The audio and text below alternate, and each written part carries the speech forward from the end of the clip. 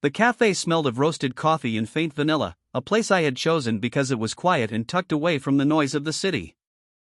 I came here often to write reports for work, sometimes to just breathe. Today, though, I wasn't there for the coffee or the peace.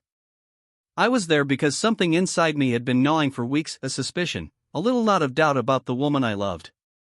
Emily. My Emily.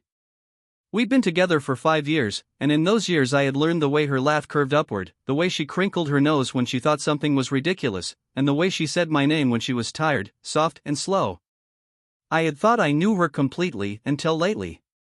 She'd been acting differently. Guarded with her phone. Longer hours at work. A sudden shift from telling me everything to telling me nothing. I tried to push it aside. "Don't be paranoid, Alex," I'd whisper to myself in the mirror, but the unease grew, like a shadow I couldn't shake.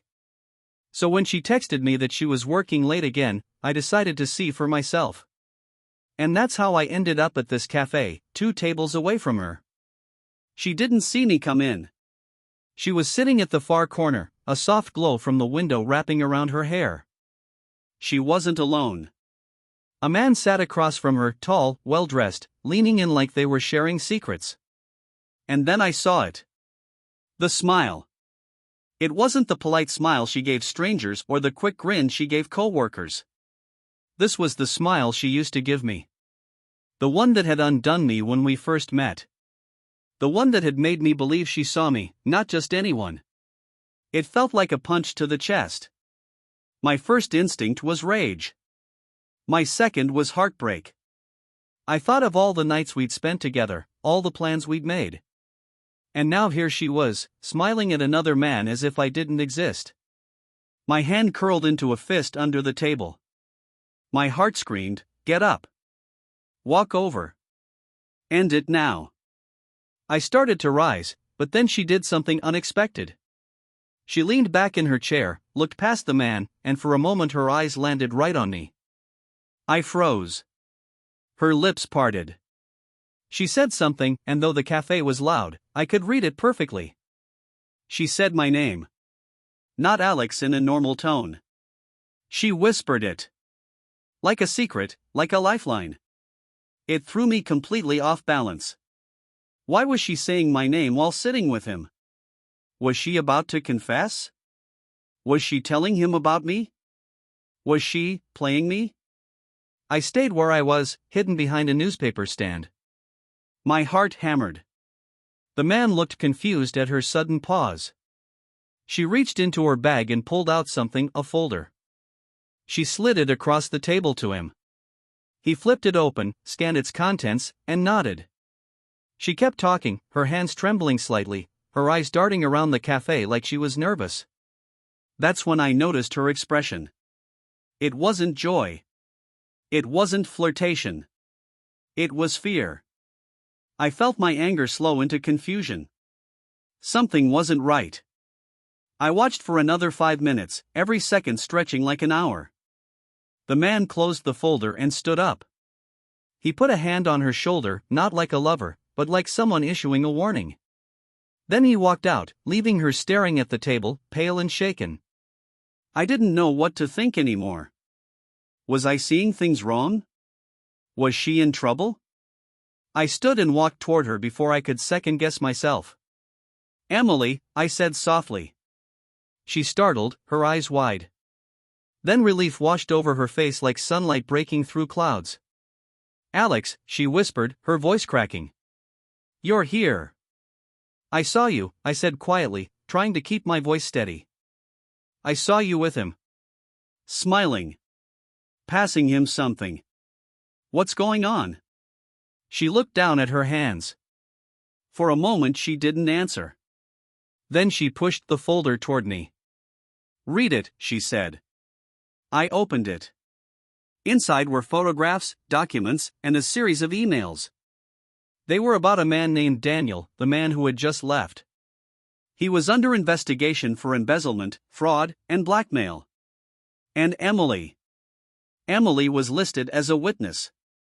My head spun. "You're working with the police?" I asked. She nodded, tears brimming. He was my boss, Alex. Months ago, he tried to pull me into his scheme. When I refused, he threatened me. He said he'd ruin me, ruin us. I couldn't tell you, I was scared he'd hurt you too. I stared at her, my anger melting into something else entirely. Why didn't you tell me? I wanted to, she whispered. But they told me to keep it quiet until the case was built. I'd been meeting him, pretending to cooperate while feeding evidence to the investigators. Today was supposed to be the last meeting. And when I saw you, she wiped at her eyes. I panicked. I thought he'd notice you. I said your name because I needed you. Even just for a second. I sank into the chair opposite her, feeling a mix of guilt and relief so heavy it made my hands shake. I had been so sure she was betraying me. All the signs, the secrecy, the late nights, the phone calls had led me to believe the worst. And all along, she was protecting us. I'm sorry, I said finally, my voice rough. I doubted you. She reached across the table, her fingers trembling as they found mine. You had every reason to. I hate what this has done to us. But it's over now, Alex. It's over. I squeezed her hand. For the first time in weeks, the knot in my chest began to loosen. I realized how close I had come to walking away from the one person who had stood by me through everything. Outside, the man got into a black car and drove off. 2 unmarked vehicles followed quietly behind, the police, I guessed. Back inside the cafe, Emily leaned into me, her head against my shoulder. It's done, she murmured again, as if saying it would make it true. I wrapped my arm around her, my heart still racing but for a different reason now. I had caught her smiling at another man. I had been ready to end everything. But then she said my name and everything I thought I knew flipped upside down. It was a shocking twist, yes. But more than that, it was a reminder. Trust is fragile. Love is complicated. And sometimes what looks like betrayal is really sacrifice in disguise. As we walked out together, the autumn air felt different, sharper but lighter. She slipped her hand into mine, and for the first time in weeks, I didn't pull away. I realized I had almost lost her to my own assumptions. Almost let suspicion destroy something worth fighting for. Almost walked away from a woman who had been risking her safety, her life, for the truth. She turned to me as we reached the car. Alex, she said softly, do you forgive me for not telling you? I looked at her, the woman I had loved, doubted, nearly abandoned, and I nodded. If you forgive me for doubting you, I said.